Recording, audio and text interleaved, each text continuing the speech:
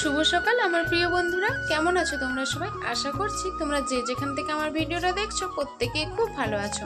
আর তোমাদের ভালোবাসা ও আশীর্বাদে আমরা মোটামুটি ভালোই আছি। মেদিনীপুর জেলার ছোট্ট একটা গ্রাম থেকে আমি পিউ আমার ব্লগ চ্যানেলে আরও একটা নতুন ভিডিওতে তোমাদের সবাইকে জানাই অনেক অনেক স্বাগত, অনেক অনেক ভালোবাসা। তো দেখো বন্ধুরা, আজকে সকাল সকাল কাজ শুরু করে দিয়েছি। তোমাদের সাথে পুরো সারাদিন ভিডিওটা শেয়ার করব, তোমরা অবশ্যই পুরো ভিডিও জুড়ে সঙ্গে থাকো। আর আজ হচ্ছে পূর্ণিমা, সোমবার, আজকে সোমবার পূর্ণিমার এখন বাজে সকাল 6টার মতো, ঠিক আছে। তো ছেলে চলে গেছে সকাল সকাল স্কুলে, কারণ ওদের আজকে স্কুলে রাখি পূর্ণিমার পালনীয় হবে, ছুটি দেয়নি, যার জন্য সবাইকে রাখি বাঁধবে, স্নান টান করে যেতে বলেছে। তো ছেলে তো একদম সকাল সকাল স্নান টান সেরে নিয়ে স্কুলে চলে গেছে। আর আমিও তো ওদিকে আমাদের চা খাওয়া ঝাঁট দেওয়া হয়ে গেছে, চলে এসেছি বাসন ধুতে। আর অবশ্যই তোমাদের কাছে অনুরোধ করছি পুরো ভিডিওটার সঙ্গে থাকবে। তোমাদেরকে অনেক অনেক ভালোবাসা আমাকে এইভাবে সাপোর্ট করার জন্য। যতটুকু এগিয়ে যেতে পারছি বা যতটুকু সাপোর্ট পাচ্ছি সবটাই তো তোমাদের জন্যই। তোমাদের কাছে অনুরোধ করে বলছি, তোমরা কেউ ভিডিওটা স্কিপ করো না, পুরো ভিডিওটার সাথে থাকো। তোমরা যদি সাথে পাশে না থাকো তাহলে আমি কিভাবে এগিয়ে যাব বলো। আর আমার ভিডিওটার কোথাও যদি কোনো অংশে তোমাদের একটু ভালো লেগে থাকে তাহলে অবশ্যই একটা লাইক করে দিও। আর আমার এই ভিডিওটাতে যদি কেউ নতুন বন্ধু এসে থাকো তাহলে অবশ্যই চ্যানেলটিকে সাবস্ক্রাইব করে আমার এই ছোট্ট পরিবারের এক নতুন সদস্য হয়ে আমার পাশে থেকে যেও। আর যারা ফেসবুক পেজ থেকে দেখছো তারা পেজটাকে ফলো করে আমার পাশে থেকো। তো আমরা তো গ্রামে থাকি, সাধারণ একটা গ্রামের মধ্যবিত্ত বাড়ির বউ আমি, তোমাদের আগেও বলেছি যারা আমার পুরনো বন্ধু। তো সেই জায়গা থেকে চেষ্টা করছি কিছু করার, আর ছেলের ভবিষ্যতের জন্য, ছেলের ভবিষ্যতে ভালোর জন্য। তো আমরা এখন যেই পর্যায়ে আছি, এরকম একটা পরিস্থিতিতে আমরা বাবা মা হয়েও আমাদের হাত পাটা বাঁধা আছে। তো যাই হোক, তোমাদের সাথে পুরোটাই শেয়ার করব, তোমরা সঙ্গে থাকো, আমাদের পাশে দেখো, সাথে দেখো। আর তোমাদের সুন্দর সুন্দর মতামত অবশ্যই আমার কমেন্ট বক্সে কমেন্ট করে জানিও। আর আমার কোনো ভুল ত্রুটি থাকলে সেটা অবশ্যই জানিও। আমি তোমাদেরকে এখন আমার একদম নিজের ফ্যামিলি মনে করি, আর নিজের একদম কাছের ফ্যামিলি নিজের মতো মনে করি। যে তোমাদের যে মতামতগুলো দেবে আমি অবশ্যই সেটা ভালোভাবেই নেব, কারণ তোমরা যেটা বলবে আমার বিশ্বাস যে আমার ভালোর জন্যই বলবে, যার জন্য তোমাদের উপর অনেক কিছু ভরসা রাখি। আর তোমাদের কাছ থেকে অনেক কিছু শিখতে বা জানতেও পারছি, যার জন্য ভরসা রাখি যে আমি কিছু ভুল করলে তোমরা অবশ্যই বলবে, তো সেখান থেকে আমি শিখতে পারবো। তো যাই হোক, দেখো ওদিকে বাসন ধোয়া হয়ে গেছে, আর এখন রান্নামেলাটা পরিষ্কার করে ঝাঁট দিয়ে দিচ্ছি। আর ঝাঁট দেবার আগে একটু ঝুলগুলোও ঝেড়ে নিলাম, কারণ কি বলো তো, এখন এই মাকড়সার ফাঁদগুলো না প্রচুর পরিমাণে হচ্ছে, কেন জানি না। বাড়ি ঘর দুয়ার সব জায়গাতে এত মাকড়সার ফাঁদ হচ্ছে যে একদম যাওয়া আসা করা যাচ্ছে না। তো এই জন্য আগে একটু ভালো করে ঝুলগুলোও ঝেড়ে নিলাম, তারপর ঝাঁট দিয়ে দিচ্ছি। আর প্রতিদিনকে ওই জালগুলো ঝাড়তে হয় জানো, মাকড়সার জালগুলো। আর তারপর দেখো এদিকে যে গরুর খাবারটাও ভিজিয়ে দিচ্ছি। আর আমি সকালে এই বাসি কাজের মধ্যে এই কাজটাও ফেলি, কারণ কি বলো তো, এইটাও যদি এখন না করে নিই আর পর কাজগুলো করতে করতেই না ভুলে যাব তখন, আর এই খাবারগুলো ভিজানো হবে না আর গরুগুলো খেতেও পাবে না। তো তোমাদের সাথে একটু শেয়ার করছিলাম, দেখাচ্ছিলাম যে এগুলো কেমন হয় দেখতে। আর কি বলো তো, এইগুলো আবার যদি ভেজানো না হয় রয়ে যায়, তখন আবার গরুগুলোকে খেতে দিতে পারবে না তোমাদের দাদাভাই, যার জন্য আমি সকালে বাসন ধোয়া ঝাঁটপাট ফর্ম দেওয়া তার সঙ্গে এই কাজটাও করে নিই। তো একবারে কাজটা সারা হয়ে গেল, আমিও একটু রান্নার দিকে, পুজোর দিকে চলে গেলে তখন না আর এই কাজটার কথা মনেই থাকে না। আর এদিকে ওখানে বস্তাটা খালি হয়ে গেল, ওগুলো ঢালতে গিয়ে দেখো কিছু পড়ে গেছে, যার জন্য এখন আমি ওগুলো কুড়িয়ে নিচ্ছি। আর এখন সকালে গরুকে একবার খেতে দিয়ে দেয় তোমাদের দাদাভাই, সকালে একবার দিয়ে দেয় আর দুপুরে একবার দেয়। আর আগে দুপুরে আর বিকেলে দিত, এখন যেহেতু বর্ষাকাল, গইলে প্রচুর যেহেতু বিকেলে খাইয়েই গরু গইলে তুলে দেওয়া হচ্ছে, যার জন্য প্রচুর পরিমাণে গইলে পেচ্ছাপ করছে, তো ভিজে থাকছে, যার জন্য এখন দুপুরে খাইয়ে দেয়। আর এখন এদিকে দেখো ছেলেকে স্কুল থেকে একটা গাছ দিয়েছে, আর এখন সেই গাছটা ছেলে লাগাচ্ছে। দেখো গাছ দিয়েছে স্যারেরা লাগানোর জন্য, যার জন্য নিয়ে এসেই লাগাচ্ছে। গাছটা তেমন কিছুই নয়, কোনো গাছ নয়, কোনো ফুল ফলের নয়, কি যে গাছ নিজেরাও আমরা বুঝতে পারছি না। তো যাই হোক, দেখো যে শিক্ষাটা দিয়েছে যে গাছ লাগাও প্রাণ বাঁচাও, ছেলে বলছে গাছ লাগাও প্রাণ বাঁচাও, যার জন্য এই গাছটা এনে লাগিয়ে দিচ্ছে। তো মাস্টাররা যেমনভাবে বাচ্চাদেরকে শিক্ষা দেওয়া হবে তারা সেই শিক্ষাটাই নেবে, তাই না? তো এইদিকে এখন এই জন্য ছেলে সকালে কালকে কাজটা দিয়েছে স্কুল থেকে, বৃষ্টি হচ্ছিল কাল বিকেল দুপুর থেকে বিকেল পর্যন্ত, মানে এখন তো প্রতিদিনই বৃষ্টি হচ্ছে, যার জন্য কাল তো গাছটা লাগানো হয়নি, আজ সকালে উঠেই কিন্তু স্কুল থেকে চলে এসেছে গাছ লাগাতে। তো যেহেতু এখন মানে স্কুলে তো সকাল করে ছেড়ে দিচ্ছে, যার জন্য তাড়াতাড়ি চলে আসছে। আর ওদিকে সব কাজ সেরে নিয়ে এখন দেখো চলে এসেছি আমি খাঁচি টানতে, তিল খাঁচি নিয়ে যাচ্ছি রান্না করব বলে। তো ওদিকে মোটামুটি বাড়ির ভিতরে সমস্ত কাজ সারা। আর চলো এখন জ্বালুন নিয়ে যাই, রান্না করতে তো জ্বালুন চাই।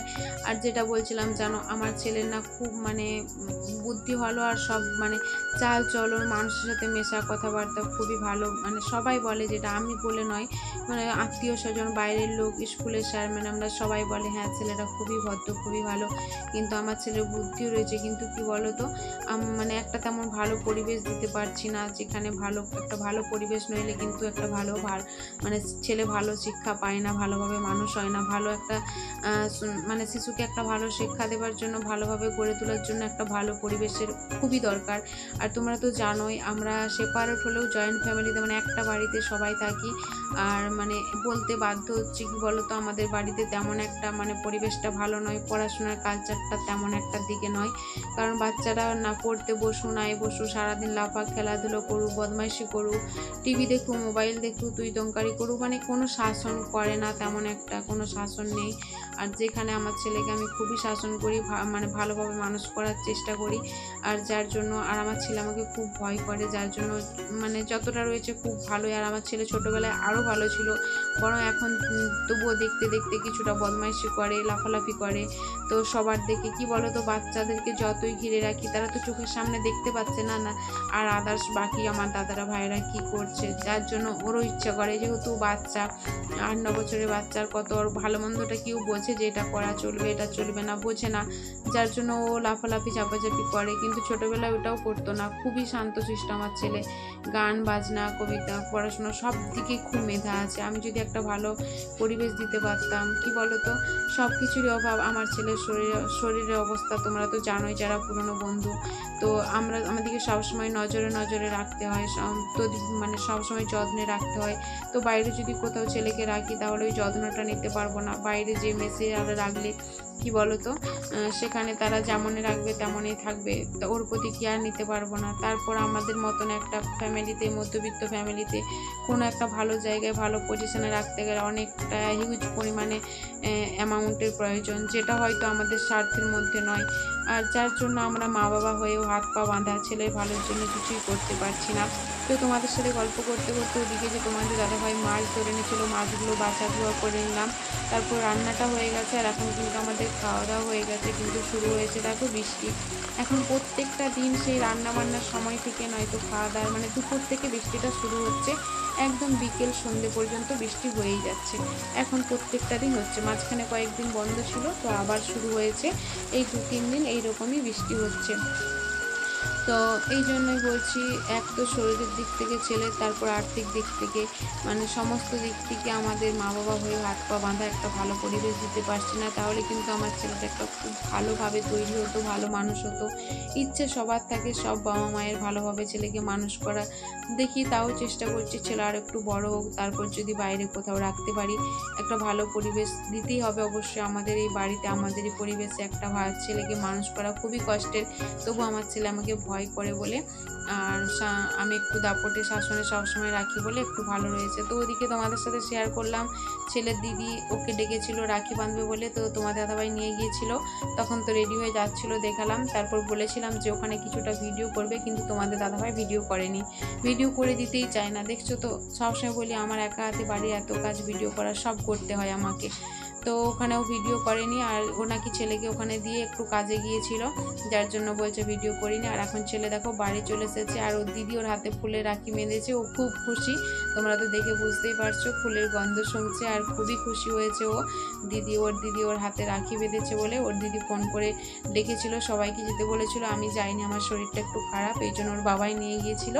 আর এদিকে দেখো ওই যে ওরা ওখানে খাওয়া দাওয়া করে এসেছে, লুচি মিষ্টি তরকারি খাওয়া দাওয়া করে এসেছে। আর ওরা দেখো আমার জন্য দিয়ে পাঠিয়ে দিয়েছে জানো। আর ওর দিদি বাড়িতে ওরা কিন্তু খুবই ভালো, আমার যে দিদি ভাই দাদা ভাই খুবই ভালো, আর আমার মানে মেয়েও তো খুবই ভালো, খুব ভালো ব্যবহার ওদের, আর ওরা আমাদেরকে খুবই ভালোবাসে।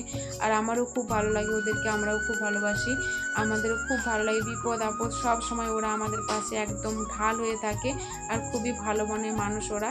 আর এদিকে দেখো আমি যাইনি বলে আমার জন্য দিয়ে পাঠিয়েছে, যে বাবা ভাই খাবে মা খাবে না, যার জন্য দিয়ে পাঠিয়েছে।